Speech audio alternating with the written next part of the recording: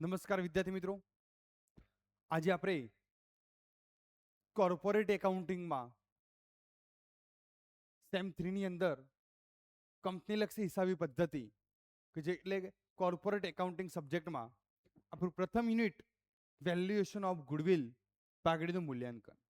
મિત્રો, આ ચેપ્ટર તમને યાદ આવશે કે ધોરણ 12 ની અંદર પાઘડીનું મૂલ્યાંકન ચેપ્ટર ભાગ 1 માં ભણ્યા હતા એકાઉન્ટ સબ્જેક્ટમાં. ત્યાં તમે સાદી સરેરાશ, ભારિત સરેરાશ, અધિક નફાના અમુક વર્ષની ખરીદીના આધારે અને નફાના મૂડીકરણની પદ્ધતિ, 4 પદ્ધતિ તમે ત્યાં ભણ્યા હતા મિત્રો. તો મિત્રો, પહેલા આપણે 12મા ધોરણની પાઘડીનું મૂલ્યાંકન ચેપ્ટર યાદ કરીએ અને પછી આપણે બીકોમની અંદર પાઘડીના મૂલ્યાંકન વિશે સમજીએ. મિત્રો, તમને યાદ આવશે કે ત્યાં 5 સ્ટેપમાં તમે દાખલો ગણતા હતા. અધિક નફાની અમુક વર્ષની ખરીદીની પદ્ધતિ કઈ હોય મિત્રો, ત્યારે તમે દાખલો 5 સ્ટેપમાં ગણતા હતા. પ્રથમ સ્ટેપ, રોકાયેલી મૂડી. જો દાખલાની અંદર રોકાયેલી મૂડી આપી દીધી હોય તો સીધી જ રકમના ખાનામાં લખી દો, અથવા ન આપી હોય તો તમે કુલ મિલકતોમાંથી કુલ દેવા બાદ કરતા હતા. રોકાયેલી મૂડી એટલે કુલ મિલકતો માઇનસ કુલ દેવા. ત્યાર પછી અપેક્ષિત નફો શોધતા હતા. સ્ટેપ 1 ની જે રકમ રોકાયેલી મૂડી આવી એને ગુણ્યા અપેક્ષિત વળતરનો દર 10%, 8%, 12%, 15%, જે કંઈ ટકા આપ્યા હોય એ તમે રોકાયેલી મૂડીના ટકાવારી કરતા હતા. એટલે તમને બીજા સ્ટેપમાં અપેક્ષિત નફો મળતો. ત્રીજા સ્ટેપની અંદર તમે સાદી સરેરાશ અથવા ભારિત સરેરાશ, જો નફામાં વધઘટ થતી હોય તો સાદી સરેરાશ અને નફો ક્રમશઃ વધતો હોય અથવા ક્રમશઃ ઘટતો હોય તો ભારિત સરેરાશ વાપરતા મિત્રો. તો સાદી સરેરાશ અથવા ભારિત સરેરાશના આધારે તમે નંબર સ્ટેપ 3 ની અંદર સરેરાશ નફો શોધતા હતા. સ્ટેપ 4 કે જેની અંદર ચોથા સ્ટેપની અંદર અધિક નફો એટલે કે સરેરાશ નફો માઇનસ અપેક્ષિત નફો. સ્ટેપ 3 ની રકમમાંથી સ્ટેપ 2 ની રકમ, સ્ટેપ 3 સરેરાશ નફામાંથી સ્ટેપ 2 અપેક્ષિત નફાની રકમ બાદ કરતા હતા. એટલે મિત્રો તમને ત્યાં અધિક નફો મળે. અને સ્ટેપ 5 જે તમારું છેલ્લું સ્ટેપ, પાઘડી બરાબર અધિક નફો ગુણ્યા ખરીદીના વર્ષ. તો મિત્રો, આ 5 સ્ટેપમાં તમે જે દાખલો ગણતા હતા એ જ 5 સ્ટેપ અહીંયા બીકોમમાં છે. ત્યાં તમારે 12મા ધોરણની અંદર 4 ગુણમાં દાખલો પૂછાતો, જે અહીંયા ન્યૂ એજ્યુકેશન પોલિસીની અંદર તમારે આ દાખલો પરીક્ષાની અંદર 10 ગુણમાં પૂછાશે. મિત્રો, એ જ સ્ટેપ છે. હું તમને સ્ટેપ બાય સ્ટેપ દરેક સ્ટેપ અહીંયા સમજાવું છું. તમારો એક માર્ક્સ પણ કટ નહીં થાય. પૂરેપૂરા સંપૂર્ણ માર્ક્સ આ સ્ટેપ પ્રમાણે અહીંયા સ્ટેપ પાડ્યા છે. જુઓ, સ્ટેપ 1, સ્ટેપ 2, સ્ટેપ 3, સ્ટેપ 4 અને સ્ટેપ 5. આ 5 સ્ટેપ એના એ જ 5 સ્ટેપ છે જે તમે 12મા ધોરણમાં ભણીને આવેલા છો. મિત્રો, આ 5 સ્ટેપ એવી રીતે તમને શીખવાડું છું કે તમે એક પણ માર્ક્સ કટ નહીં થાય. દાખલાની રકમ ગમે તેવી આવે, હું તમને શીખવાડી એ પ્રમાણે જો તમે ફોર્મેટ પ્રમાણે દાખલો ગણશો તો અવશ્ય તમારો દાખલો સંપૂર્ણ સાચો પડશે. સ્ટેપ યાદ રાખવાના. પહેલું સ્ટેપ રોકાયેલી મૂડી, બીજું સ્ટેપ અપેક્ષિત નફો, ત્રીજું સ્ટેપ સાદી અથવા ભારિત સરેરાશના આધારે સરેરાશ નફો, ચોથું સ્ટેપ અધિક નફો અને 5મું સ્ટેપ પાઘડી ગુડવિલ. હવે મિત્રો, તમે જે 12મા ધોરણમાં ભણ્યા હતા 5 સ્ટેપ, એમાંથી અહીંયા પહેલું સ્ટેપ અને ત્રીજા સ્ટેપની ગણતરી છે. બાકી બીજું, ચોથું અને 5મું same is it is same. તો જુઓ મિત્રો, આ તમારું 5મું સ્ટેપ ગુડવિલ પાઘડી એટલે અધિક નફો ગુણ્યા ખરીદીના વર્ષ. તમને દાખલામાં ખરીદીના વર્ષ જણાવેલા હોય અથવા તો તમને એમ કહે કે 3 ગણી, અધિક નફાના 4 ગણી, અધિક નફાની બમણી, તો 3 ગણી કે તો ગુણ્યા 3 કરવાનું, કે બમણી કે તો ગુણ્યા 2 કરવાનું. ખ્યાલ આવી ગયો? તો સેમ 12મા ધોરણ જેવું જ છે અહીંયા પાઘડીનું ફોર્મેટ. સ્ટેપ 4 અધિક નફો એટલે તમારો જે સ્ટેપ 3 નો જે સરેરાશ નફો આવશે એ સરેરાશ નફામાંથી અપેક્ષિત નફો બાદ કરવાનો. સરેરાશ નફો માઇનસ અપેક્ષિત નફો સ્ટેપ 2 ની રકમ. તો આ સ્ટેપ પણ સેમ છે. સ્ટેપ 2 અપેક્ષિત નફો, તો રોકાયેલી મૂડી સ્ટેપ 1 માં ગુણ્યા અપેક્ષિત વળતરનો દર. તો મિત્રો બીજું સ્ટેપ, બીજું, ચોથું અને પાંચમું, 2, 4 અને 5, આ ત્રણ સ્ટેપ તો સેમ છે. એક જ વાક્યમાં, એક જ લીટીમાં જવાબ આવી જશે. જ્યારે પહેલું સ્ટેપ, અહીંયા 10 ગુણ છે એટલે ગુણભાર વધ્યું તો તમારી કેલ્ક્યુલેશન પણ વધશે. તો પહેલું સ્ટેપ રોકાયેલી મૂડી અને તમારું ત્રીજું સ્ટેપ સરેરાશ નફો. આ બે સ્ટેપ જે છે, પહેલું અને ત્રીજું, એની ગણતરી છે. મિત્રો ચિંતા કરવાની જરૂર નથી, એની ગણતરીનું પણ ફોર્મેટ મેં બનાવ્યું છે. જુઓ, વર્ષ આપી દો, નફો જો સાદી સરેરાશ હોય તો સીધો જ તમારે સરેરાશ નફો ભાગ્યા કુલ વર્ષ, એટલે સરેરાશ નફો. આ કઈ સાદી સરેરાશ હોય તો કુલ નફો ભાગ્યા વર્ષની સંખ્યા. અથવા જો નફો ક્રમશઃ વધતો હોય અથવા ક્રમશઃ ઘટતો હોય તો ત્યાં આવશે ભારિત સરેરાશ નફો. ભારિત સરેરાશ નફો. તો કુલ ભારિત નફો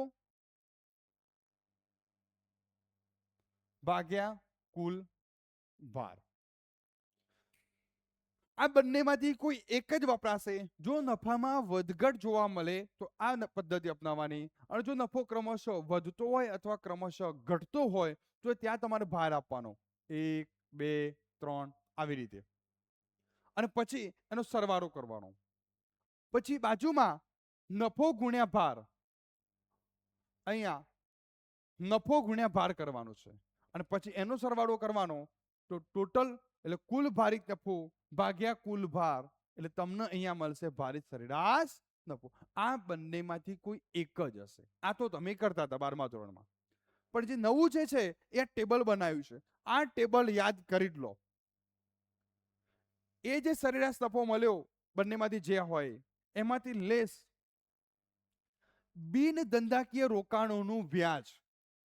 હવે બિન ધંધાકીય રોકાણો ક્યાં હશે? તો પાકા સરવૈયામાં મિલકત લેણા બાજુ રોકાણો હશે અને એમાં ટકાવારી વાળા હશે. તો બજાર કિંમત આપી હશે અને કૌંસની અંદર માર્કેટ વેલ્યુ લખેલી હશે. બતાવું તમને. જુઓ મિત્રો, આ તમારું પત્રક સ્વરૂપનું પાકું સરવૈયું છે. આ મૂડી જવાબદારી આપી છે અને નીચે મિલકતો આપી છે. તો અહીંયા આ પેજમાં તો મિલકતોમાં અહીંયા નથી, પણ આપણે અહીંયા આપેલી જુઓ. અહીંયા ટકાવારી વાળા છે. તો અહીંયા 10% ગવર્મેન્ટ સિક્યુરિટી જે છે, ટકાવારી વાળા 20,000, એના ઉપર આપણે 10% લેખે 2,000 બિન ધંધાકીય રોકાણોનું વ્યાજ થશે. બીજો દાખલો બતાવું તમને. જો આ રહ્યો 2022માં HNG યુનિવર્સિટીમાં પૂછાયેલો. 10%ના પ્રોવિડન્ટ ફંડના રોકાણો, આ ધંધાકીય રોકાણો કહેવાય. જ્યારે કપૂર લિમિટેડ ડિબેન્ચર રોકાણો છે, બરાબર, તો એ બિન ધંધાકીય રોકાણો છે. તો આ 50,000 ફેસ વેલ્યુ એના 12% કરો. 50,000 ફેસ વેલ્યુના 12% એટલે 6,000 બિન ધંધાકીય રોકાણો કહેવાશે, કે જે ધંધાકીય નથી. પ્રોવિડન્ટ ફંડના રોકાણો એ ધંધાકીય રોકાણો છે. કપૂર લિમિટેડના ડિબેન્ચરમાં રોકાણ કર્યું છે એ બિન ધંધાકીય રોકાણો છે. તો એના ઉપર તમારે ટકાવારી પ્રમાણે વ્યાજ ગણવું પડશે. તો ખ્યાલ આવી ગયો મિત્રો તમને? ઓકે, તો એની ટકાવારી અહીંયા લખી દેવાની.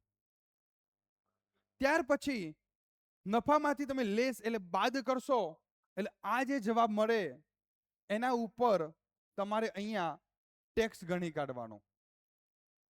ટેક્સ રેટ, કરવેરો 50%, 40%, 60% જે કંઈ આપ્યો હોય, મોટાભાગે 50% હોય છે, તો એ બાદ કરી દેવાનો. એ બાદ કરશો એટલે આ રકમ જે આવે એમાંથી તમારે પ્રેફરન્સ શેર ડિવિડન્ડ, ધ્યાન રાખજો, પ્રેફરન્સ શેર ડિવિડન્ડ તમને પાકા સરવૈયામાં જવાબદારી બાજુ ઇક્વિટી શેર મૂડીના નીચે પ્રેફરન્સ શેર મૂડી હશે. 8%ની પ્રેફરન્સ શેર મૂડી, 10%ની પ્રેફરન્સ શેર મૂડી. તો એ પ્રેફરન્સ શેર ઉપર ડિવિડન્ડ બાદ કરવાનું રહેશે. જુઓ મિત્રો, બધું લેસ છે, બધું જ બાદ કરવાનું છે, કોઈ પ્લસ કરવાનું નથી, બધું જ બાદ કરવાનું છે. તો એ ક્યાં હશે તો એ પણ બતાવી દઉં. તો જુઓ, 6%ની પ્રેફરન્સ શેર મૂડી 3 લાખ, તો 3 લાખના 6% કરવાના રહેશે. 3 લાખના 6% 18,000 તમારે ડિવિડન્ડ બાદ કરવાનું રહેશે. ખ્યાલ આવી ગયો મિત્રો? ક્લિયર? એટલે તમારો સરેરાશ નફો અહીંયા તમને મળી ગયો. તો સરેરાશ નફાની અંદર આ તો તમે 12મા ધોરણમાં શીખીને આવ્યા છો, પણ આ જે છે ફોર્મેટ, એ ફોર્મેટ અવશ્ય તૈયાર કરી દેજો. ફોર્મેટ પ્રમાણે જ કામ કરવાનું. બિનધંધાકીય રોકાણ નથી તો ડેશ માર દો. ટેક્સ છે તો ગણો, અથવા કરવેરા બાદ જ નફો આપ્યો છે તો કરવેરો બાદ કરવાની જરૂર નથી. કરવેરા બાદનો નફો હોય તો કરવેરો બાદ કરવાનો નહીં, અને રોકાણો પર વ્યાજ હોય તો બાદ કરીને વ્યાજ ગણવું. જો કરવેરા બાદનો નફો આપ્યો હોય તો રોકાણો પર જે વ્યાજ થતું હોય એ વ્યાજ પણ કરવેરો બાદ કરીને જ ગણવાનું રહેશે. અને જો વ્યાજ પહેલા હોય તો સીધું વ્યાજ લખી દેવાનું. પ્રેફરન્સ શેર મૂડી હોય તો ડિવિડન્ડ બાદ થશે. ખ્યાલ આવી ગયો? ચલો, તો તમારું ત્રીજું સ્ટેપ સંપૂર્ણ અહીંયા ખબર પડી ગઈ મિત્રો. ખ્યાલ ન આવ્યો હોય તો ફરીથી વિડીયો ચેક કરી લેજો, અને હજુ વધારે ખ્યાલ આવશે જ્યારે દાખલા ચલાવીશ ત્યારે. અને બધા જ દાખલા યુનિવર્સિટીમાં પૂછાયેલા દાખલા ચલાવીશ. અને પહેલું સ્ટેપ, રોકાયેલી મૂડી એટલે કે ચોખ્ખી મિલકત, તો મિલકતોમાંથી દેવા બાદ કરવાના. જુઓ, આ ટોટલ લીધેલ મિલકતો, કઈ મિલકતો? લીધેલ મિલકતો અને સ્વીકારેલ દેવા. તો મિલકતોમાંથી આ એ અને આ બી, નીચે એ માઇનસ બી કરવાનું. અહીંયા મિલકતોમાંથી દેવા બાદ કરી એમાંથી પ્રેફરન્સ શેર મૂડી અને સૂચિત ડિવિડન્ડ. પ્રેફરન્સ શેર મૂડી જે 3 લાખ બતાવી એ બાદ થશે, અને સૂચિત પ્રેફરન્સ શેર ડિવિડન્ડ પાકા સરવૈયામાં મૂડી દેવા બાજુ આપેલું હોય તો બાદ કરવાનું. આ બંને પ્રેફરન્સ શેર ડિવિડન્ડ એટલે તમને મળશે રોકાયેલી મૂડી, અને એ રોકાયેલી મૂડીના અહીંયા ગુણ્યા અપેક્ષિત વળતરનો દર કરશો એટલે તમારો અપેક્ષિત નફો આવી ગયો. તો મિત્રો ગણતરી ક્યાં છે? ગણતરી વધારે ગણતરી સ્ટેપ 1 અને સ્ટેપ 3 માં છે, અને એનું પણ ફોર્મેટ છે. જમીન મકાન, યંત્રો, ફર્નિચર, ધંધાકીય રોકાણો ધ્યાન આપજો. બિનધંધાકીય રોકાણો લેવાના નથી. મિત્રો આ ચેપ્ટર આવડી ગયું એટલે આના પછી શેરનું મૂલ્યાંકન આવે છે. પાઘડીના મૂલ્યાંકન પછી શેરનું મૂલ્યાંકન છે. મિત્રો ત્યાં પણ તમને આ કામ લાગશે, એટલે ધ્યાન રાખજો. અહીંયા શીખી લીધું તો શેરનું મૂલ્યાંકન બીજું ચેપ્ટર પણ આવડી ગયું, એટલે 10 ને 10 20 ગુણ તમારા પાક્કા.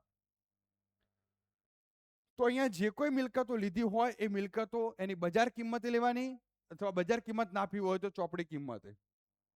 સ્વીકારેલ દેવા, ડિબેન્ચર, દેવી હુંડી, લેણદારો, કરવેરાની જોગવાઈ, પ્રોવિડન્ટ ફંડ, કામદાર, નફા ભાગ ભંડોળ. નફા ભાગ છો, નફા ભાગ ભંડોળ, આ જે કઈ છે એ અહીંયા લઈ લેવાનું. સ્વીકારેલ દેવા, જે દેવા સ્વીકાર્યા હોય, કયું ના હોય ચોપડે કિંમત લઈ લેવાનું. બજાર કિંમત ના આપી હોય ચોપડે કિંમત. મિલકતો માઇનસ દેવા, એમાંથી પ્રેફરન્સ શેર મૂડી અને સૂચિત પ્રેફરન્સ શેર ડિવિડન્ડ બાદ થશે.